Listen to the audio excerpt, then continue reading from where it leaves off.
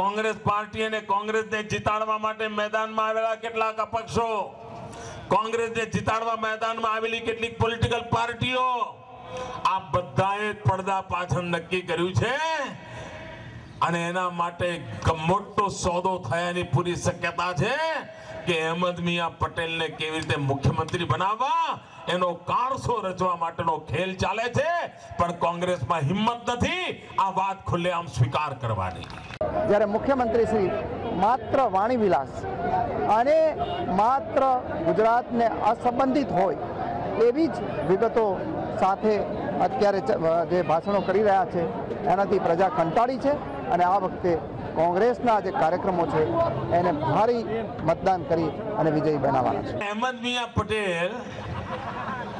બે દાડાથી નિવેદન કરી રહ્યા છે મને મુખ્યમંત્રી બનવામાં રસ નથી। એનો અર્થ એ થયો કે દાળમાં કંઈક કાળું છે, નહીં તો અહેમદ મિયા પટેલને આ વાત કરવાની જરૂર શું હતી ભાઈ? મુખ્યમંત્રી પ્રજા બહુમત આપીને કોંગ્રેસના મુખ્યમંત્રી બનાવવાના છે અને જ્યારે કોંગ્રેસને બહુમતી મળશે ત્યારે અમારા ધારાસભ્યો છે લોકશાહી પ્રક્રિયાથી પોતાનો અભિપ્રાય આપશે અને એને આધારે જે રીતે આખા દેશમાં મુખ્યમંત્રીની પસંદગી કોંગ્રેસનો હાઈકમાન્ડ અને કોંગ્રેસના રાષ્ટ્રીય અધ્યક્ષા કરે છે એ રીતે કોંગ્રેસમાંથી થવાના છે અને આજે